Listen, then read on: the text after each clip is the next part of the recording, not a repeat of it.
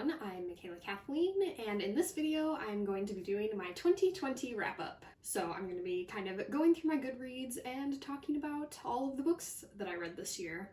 And then I'll talk a little bit about everything I've done on my channel this year.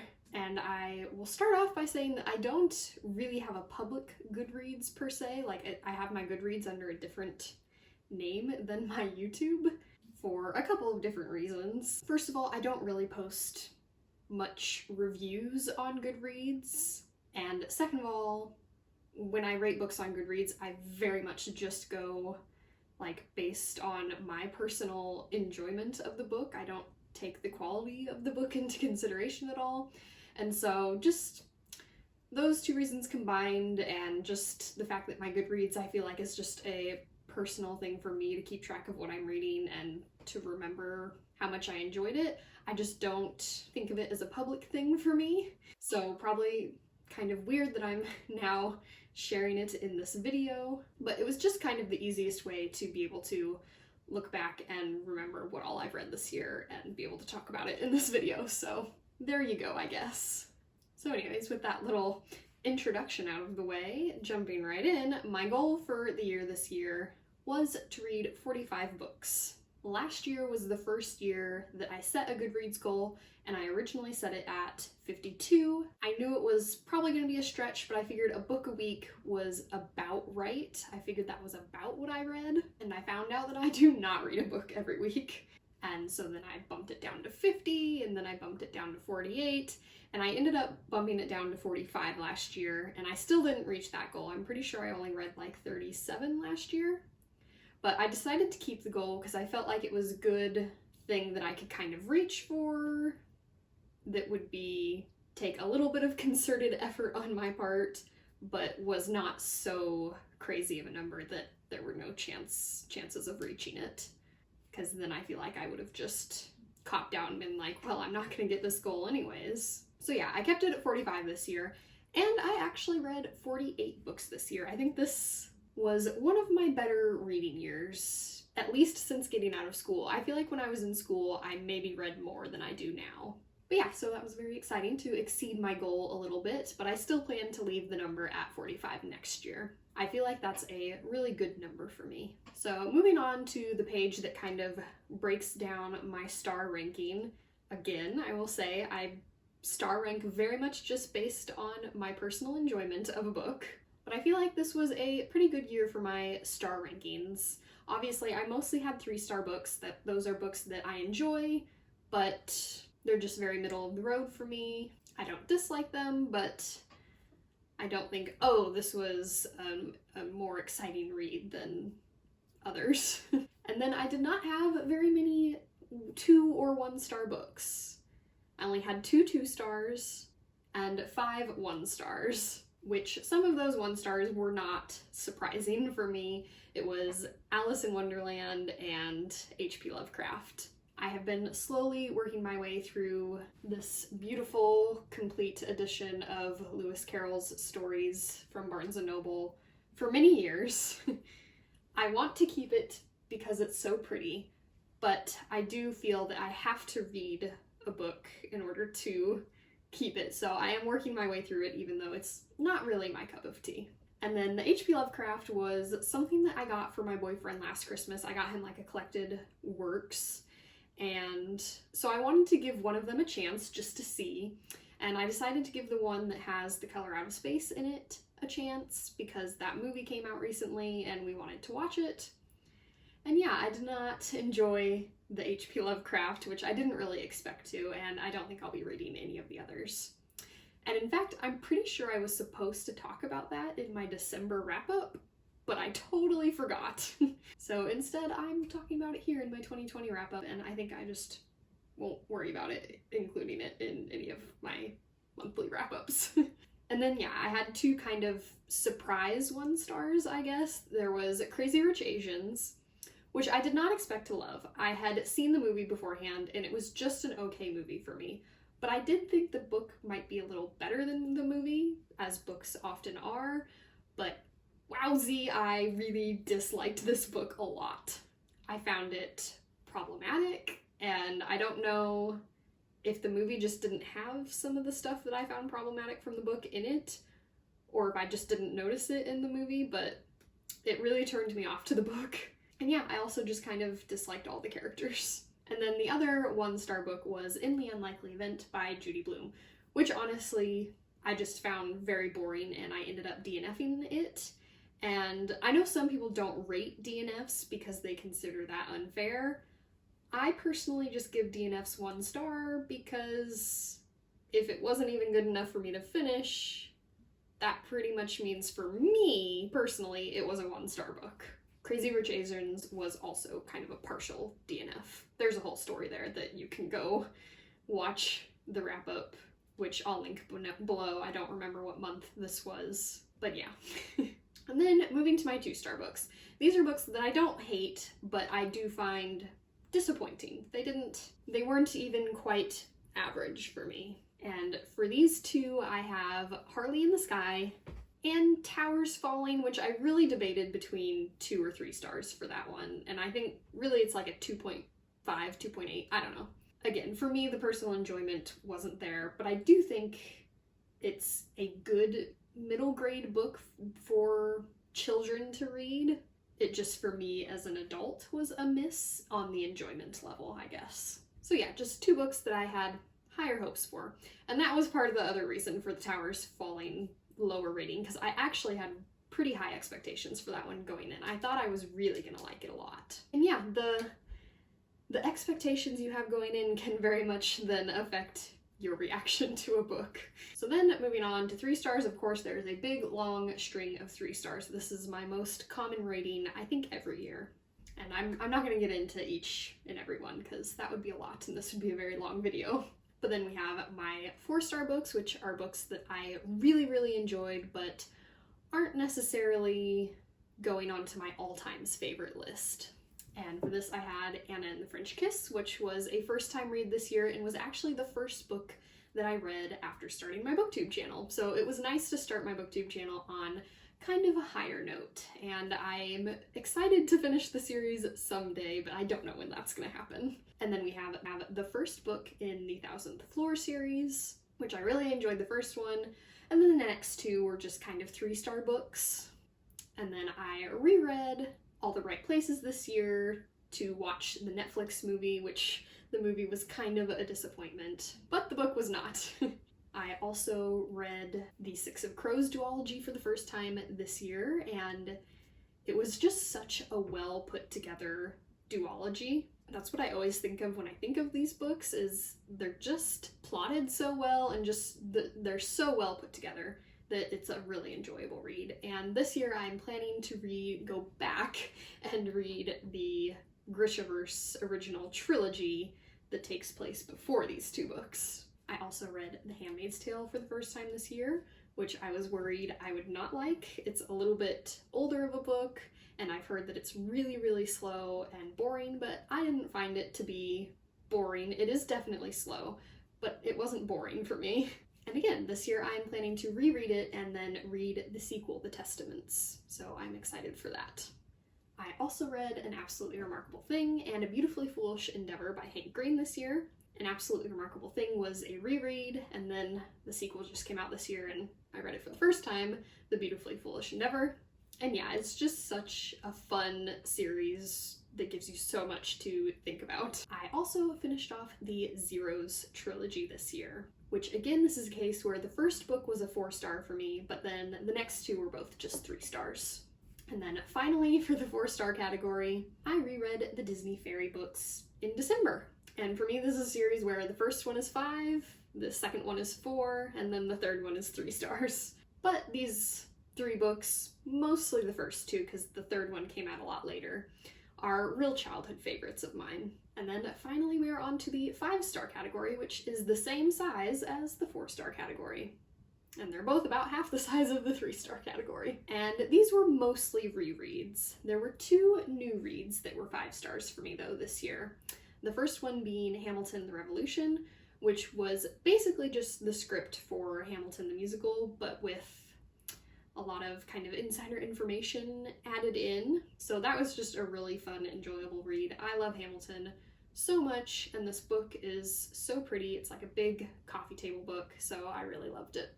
And then the other new read this year that was a 5-star read was The First Girl Child, which was just a really fun fantasy read. And I'm so looking forward to the future books that take place in Saylock.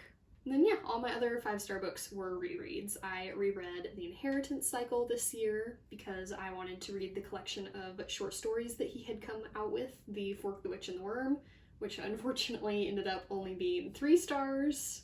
And that was partly just nostalgia, me being generous. It probably was really more like 2 stars, but I gave it the 3. And then I also reread The Hunger Games in preparation for the prequel, A Ballad of Songbirds and Snakes, which was also 3 stars. And this one I think was actually 3 stars. Like, I did find it interesting. I don't love what happened in it, but I don't know, the beginning was kind of boring.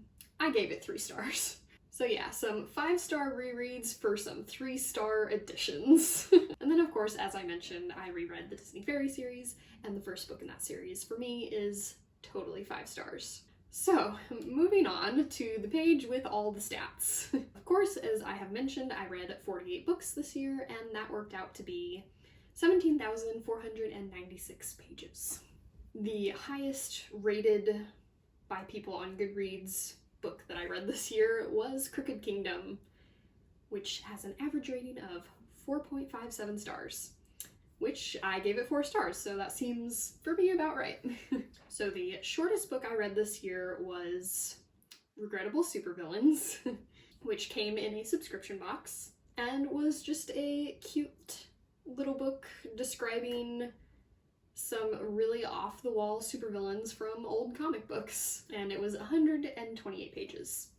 And then the longest book I read was Inheritance, which was 849 pages, for an average of 364 pages. And then the most popular book, the book that the most other people also read this year on Goodreads, was The Hunger Games. I'm sure it got quite the bump from The Ballad of Songbirds and Snakes coming out. And then the least popular that I read was this little Game of Thrones coffee table book that sort of just talks about the families and the characters and stuff on Game of Thrones, the TV show, with only 336 other people having read this. So then my average rating for all of the books that I read was 3.4 stars.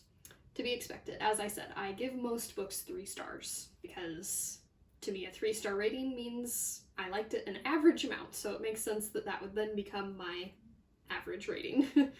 Oh, and then there's also this graphic on Goodreads that I found actually like just now, not just now, but when I was preparing for this video, because I was looking for all the different things that you could look at stats-wise on Goodreads.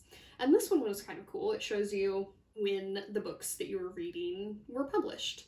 And when I made my Goodreads, I tried to kind of go back and fill out kind of all my reading from my whole life, like, you know, as best as I could remember. So it does kind of go back to 2002. Obviously, it's not super accurate though, since I don't totally remember. But yeah, I just thought this was an interesting graphic to look at. The oldest book I have read is Sylvie and Bruno.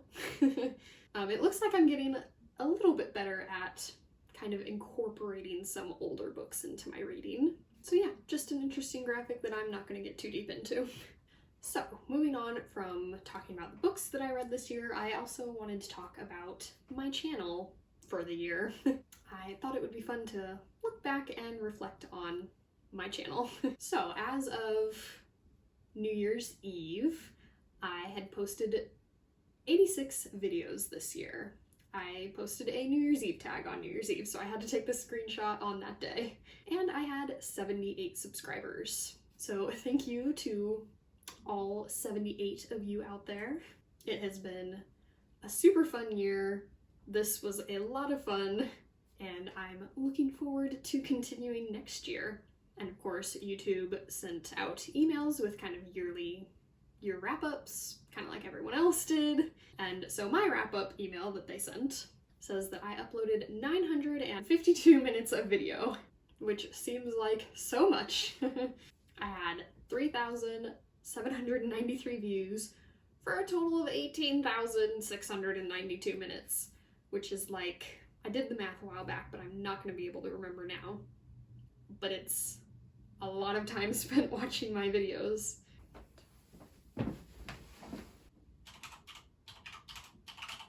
It's like 310 hours, like 12 days. So once again, thank you to all of the subscribers and all the non-subscribers who watch occasionally.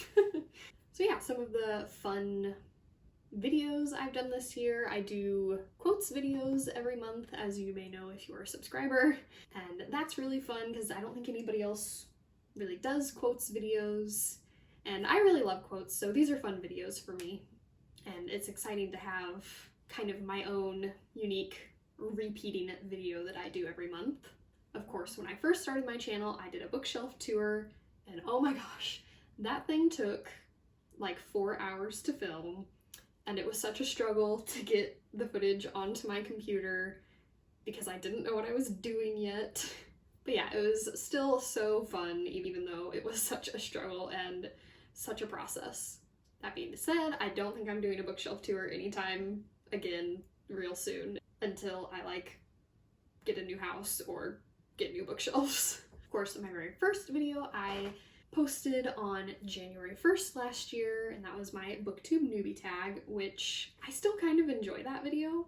Like, I don't think I have some other videos that I feel like are more cringy than this one, which was my first one. Of course, some of my most popular videos are my unboxing videos. This makes sense, unboxing videos tend to do well for anyone.